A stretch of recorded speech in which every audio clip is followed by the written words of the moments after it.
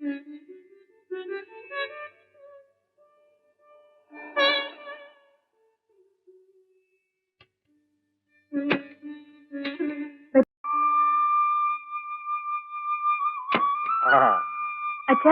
ഈ വണ്ടിയും പത്രാസും ഒക്കെ കണ്ടപ്പോ ഞാൻ വിചാരിച്ചിട്ട് വഴിതെറ്റി വല്ലവരും ഓണം എന്നുള്ളതൊക്കെ മറന്നില്ലേ? വരൂ.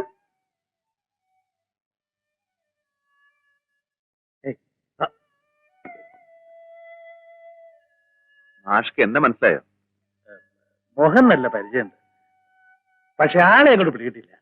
അച്ഛന് ആളെ മനസ്സിലായില്ലേ? മഹാകവി കാളിദാസൻ. കാളിദാസൻ പൊട്ടക്കവി. എടമിടുക്ക, നീ അങ്ങ് പോത്തനായല്ലോ. വലിയ വീശമൊക്കെ വെച്ച്. പിന്നെ പോലീസിലാ ജോലി. അപ്പൊ അതങ്ങനെ ഇരിക്കട്ടെ, അതാ നല്ലത്. കൊച്ചുമോള് വന്നപ്പോ പറഞ്ഞു തന്നെ കണ്ടു, സംസാരിച്ചു. പക്ഷെ രൂപം ഇങ്ങനെയാവും ഞാൻ വിചാരിച്ചില്ല. എന്റെ മനസ്സിൽ ഇപ്പോഴും ആ പഴയ പീക്കിരി പയ്യനല്ലേ കള്ളക്കവി.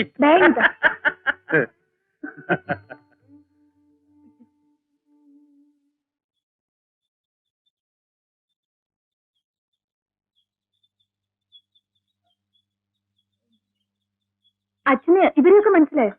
അതും ഈ പറഞ്ഞ പോലെ നല്ല മുഖപരിചയം തോന്നുന്നുണ്ട്. ഇവന്മാരെ കേരളം മുഴുവൻ നല്ല മുഖപരിചയം. ഇപ്പൊ കഞ്ചാവ് പാർട്ടീസ്, യുവത്വം മയക്കത്തിൽ, പത്രത്തിൽ വന്ന ലേഖനം. എങ്ങനെ ഇപ്പോഴും യുവത്വം മയക്കത്തിൽ തന്നെയാണോ? മതി മതി, അത്ര വലിയ വിനിയോഗം കാണിക്കണ്ട. ഏയ്, ആളുകളെ വിളിച്ച് വീട്ടിൽ വരുത്തിയിട്ട് രണ്ടുപേരും കുന്തം വിഴിഞ്ഞു വരെ നിൽക്കുക. പിന്നെ എന്തൊക്കെയുണ്ട് കാളിദാസൻ? ഇപ്പോഴും എഴുത്തൊക്കെ അവർക്ക് തിരക്കോട്ടെന്ന് വെച്ചാൽ നാളെ തന്നെ പൊക്കോട്ടെ. അതല്ല വെച്ചാൽ 3-4 ദിവസം കഴിഞ്ഞ് നിങ്ങൾക്ക് എല്ലാവരും കൂടെ ഒന്നിച്ചങ്ങോട്ട് പോവാം. ഏതായാലും ഈ ഓണക്കാലത്തെങ്കിലും നീ കുറച്ച് ദിവസം ഞങ്ങളോട് ഒന്നിച്ച് വേണം. ഇനിയിപ്പോ അടുത്ത ഓണം ഉണ്ണാൻ ഞാൻ ഉണ്ടാവൂല്ലയോ? അച്ഛന് പറയുന്നേ, ഞാൻ പോണെന്ന് പറഞ്ഞോ? അല്ലെങ്കിൽ തന്നെ ചേച്ചി ഞാൻ വിടുമെന്നാ വിചാരിച്ച. ചേച്ചിയുടെ ഡ്രസ്സും ബാഗും ഒക്കെ ഞാൻ പത്തായിട്ട് വെച്ച് പൂട്ടും. ആരോടി പോകുന്നത്? അച്ഛൻ അതുകൊണ്ട് പറഞ്ഞല്ല, നീ കൂടി ഇല്ല വെച്ചാൽ പിന്നെ എന്തിനാ ഓണം? എത്തില്ലോ പടാ. ആണ്ടിലൊരിക്കൽ കുളിച്ചാലേ ദേഹമൊക്കെ ഇങ്ങനെ ചൊറിയും. ഏതായാലും പുഴവെള്ളത്തിൽ കുളിച്ചപ്പോ എല്ലാവരും ഒന്ന് വെളുത്തു. നല്ലോണം തോർത്തിയോ തല? പുഴയിലെ ജലദോഷം പിടിക്കും. മോളെ രാസാന്തി പൊടിയും എടുത്തോട്ടോ. അച്ഛാ, ഈ പച്ചക്കറി ചന്ത എവിടെയാ? എന്തിനാ? ഓണം നമുക്ക് പൊടി പൊടിക്കണ്ടേ? പൊടി പൊടിക്കാനും മാത്രമൊന്നും ഇല്ല വെച്ചാലും ഇത്രയും പേര് കഴിക്കാനുള്ളത് ഞാൻ കരുതി വെച്ചിട്ടുണ്ട്. അയ്യോ മാഷെ, ഇവന്മാരിങ്ങനെ നീർക്കോല് പോലെ ഇരിക്കുന്നു വിചാരിക്കണ്ട. ചാപ്പാട്ടരാമന്മാരാ. എല്ലാവരും പോയി വല്ല കളസോ നിക്കറോ ഒക്കെ എടുത്തിട്ട് വേഗം പച്ചക്കറി നോക്കാൻ ആള് വേണം. ചെലി ഇത്തവണ ഓണം എന്റെ വക. ഗുരുദക്ഷിണയാവും.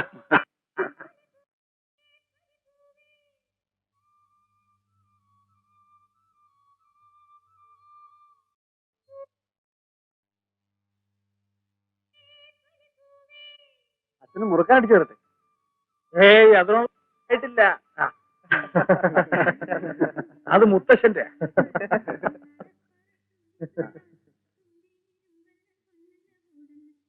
അച്ഛാ, ഈ ചേച്ചിക്ക് ഇപ്പൊ എത്ര വയസ്സായി കാണും? ഏഴ് ചേച്ചിക്ക്.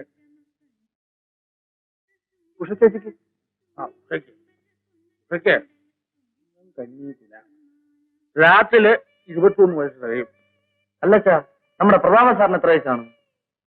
പ്രതാപൻ 9 പഠിക്കുമ്പോ 34-35 വയസ്സുണ്ടാവും.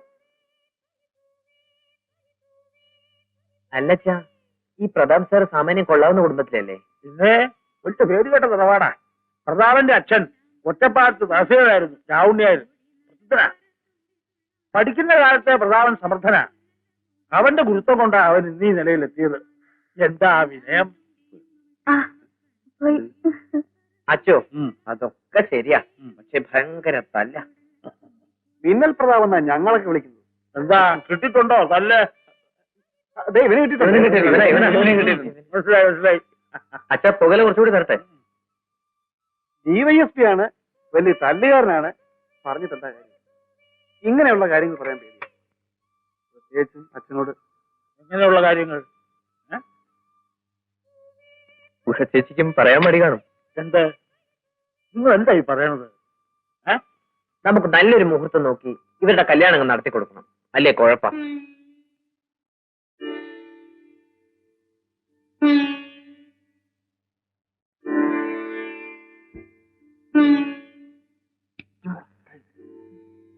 നിങ്ങൾ പറയാൻ പ്രതാപ, ഉഷയില്ല എവിടെ?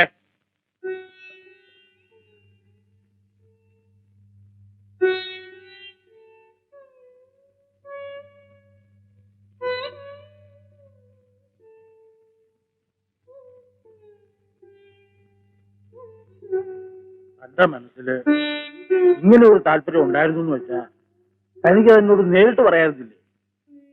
എന്തിനാ കുട്ടികളെ കരുവാക്കിയത്? കുട്ടിയോ?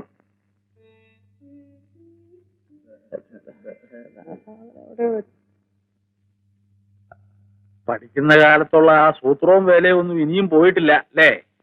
അല്ല മാഷെ, അത് ഞാൻ. ഉഷ അമ്മയില്ലാത്ത കുട്ടിയാണ്. അവളെ സുരക്ഷിതമായിട്ട് ആരുടെ കയ്യിലാ ഏൽപ്പിക്കേണ്ടെന്ന് അറിയണ്ടേ? വിഷമിക്കായിരുന്നു ഞാൻ.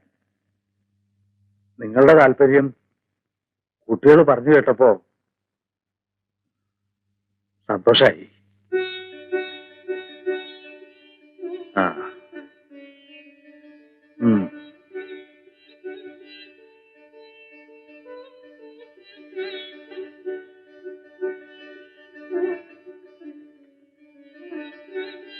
കല്യാണക്കാര്യം പറയുമ്പോഴൊക്കെ നീ ഒഴിഞ്ഞു മാറുന്നത് നിന്റെ ഫ്രീഡം നഷ്ടപ്പെടുമെന്ന് കരുതിയാണെന്നാ ഞാൻ വിചാരിച്ചത്. എന്തിനാ മോളെ അച്ഛനോട് ഈ വിളിച്ചു കളി? അച്ഛാ, അത് നന്നായി.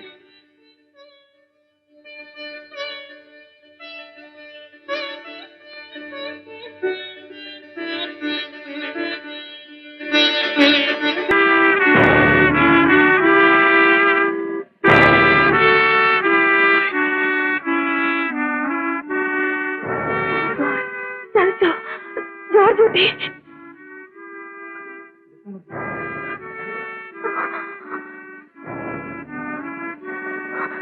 ചേട്ടാ വണ്ടി നിർത്തൂ.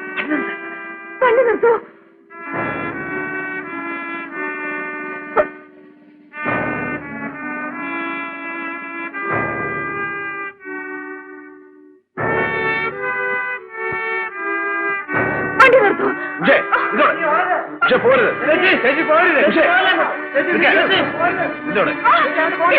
അപകടമാണ്.